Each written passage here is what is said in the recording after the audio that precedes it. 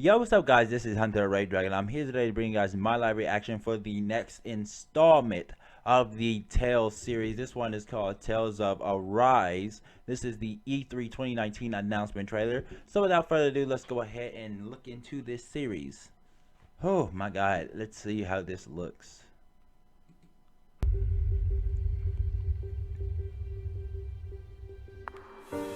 A tale can be woven from either fact or fiction. Right.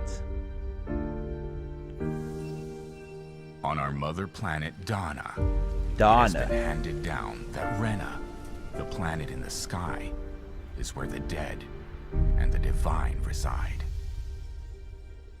This is there's two planets. Rena unleashed disaster upon our planet Dana, robbing us of our history and So freedom. is Rena Earth? A destined encounter of two people born of different worlds. Can they deny their fate? So are we a protagonist?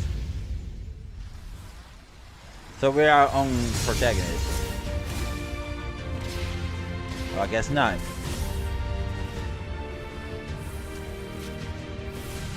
So that girl we just pulled a blade out of, she can fight on her own as well. Now this is a spectacle. These Tale games are always a spectacle. Now is the time for change. Tales of Arise.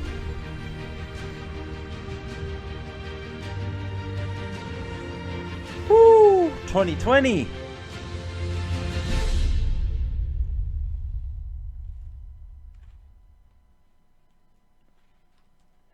Okay, Tales of Arise 2020. Now this looks like it'll be fun. So my history with the Tales series. I have played Tales of it. Well, I actually have right now Tales of Vesperia on my computer. I still need to actually get around to playing it. I'm going to be trying to live stream that. I mean, well, stream that on Twitch sometime soon. Hopefully, I bought the game when it came out, when the remake came out for the PS4, for the Switch. I mean, not for Switch. Actually, yeah, for the Switch, for the PC. I bought it for the PC, and I was actually supposed to do live streams of it, but I ended up not doing it because there were some other games that I was still focused on, and then afterwards, you know, games had piling up, and now the Tales of Vesperia series is on my backlog. But yep, I'm thoroughly looking forward to playing that one. And then I haven't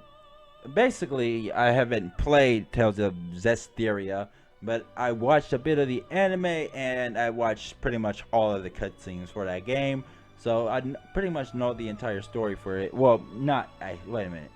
Yeah, that's the entire story. And then Tales of Azaria. That was my favorite Tales series game so far, and it's the game that I've actually played and actually completed up on my own. This was before I actually got my computer finished, so yeah, I never actually did any videos on that game originally, but I am thoroughly looking forward to Tales of Arise. This looks like it's going to be a lot fun. I wonder if they're actually going to change the gameplay style a little more, and it's going to be like more of a traditional action RPG than it was in the Tales of Azaria series, because Tales of Azaria has its own unique type of gameplay that's actually vastly different from the normal action RPGs that I'm used to playing. So that was what invested me into the game originally, was the combat system, because it was not what I was used to when I first started the gaming series with Bizarria. So yeah, I'm wondering what they're going to do, if they're going to keep what they already have and not break it, or if they're going to add new stuff to it. Well, they're definitely going to add new stuff to it. I wonder if they're just going to redo the entire playstyle, or just revamp it and make it a lot more polished and stuff like that, because either or it's going to be fairly interesting, and it looks like it'll be very fun to play. This story looks like it's going to be huge, because they're talking about two worlds things, and if I remember correctly, the only time that the story itself has been this huge was, I think, Tales of Exelia, the X series. I mean the series with the X on it. The X is named Tales of Zestiria. There's Tales of Zestiria with the Z, and then there's Tales of Zexperia, I think. Well, I'm probably butchering the hell out of that name. So, you know what? Let me look up it. Tales of Zestiria, I think that's how you say it. I had this open, so let me see. Tales of... Oh, no, I'm sorry. Tales of Xillia. Xillea. Tales of Xillia, or Tales of Xillia. So yeah, that was the series where basically the you started jumping, you had the characters jumping between worlds and different dimensions and stuff like that. As crazy as that sounds, that's actually what happened in that series. So this will be like the second time after that series. Well, this will be the second time since that series that they're going to actually explore two distinct worlds and stuff like that. So that's something that's going to be interesting. There was like another time where they actually did this with the Tales of Berseria, where the characters from Tales of Xillia actually appeared in Tales of Berseria at the end. You know, the main character, the two main characters of Tales of Xillia 1, I believe. The first half, not the second half, because the second half had a more silent protagonist, although he was still his own character. So yeah, it was definitely the main character from the first Xillia game. So they're definitely going to be interesting. And then we have characters pulling swords out of each other. I don't think that girl is you can either call her a seraph, or you can call them a I almost called them a magus. What is it called? Not a Norman either, because Norman is a specific Moloch. So yeah, I don't think she's a Malachine, and I don't think she's a seraph. She's probably, or she could be a Malachine / seraph, but we don't know yet. Because I'm only thinking that because the dude pulled the sword out of her. But then there can just be like she has a Moloch or a seraph inside her, and he is able to access that Malachine's power through her, as like using her as a catalyst.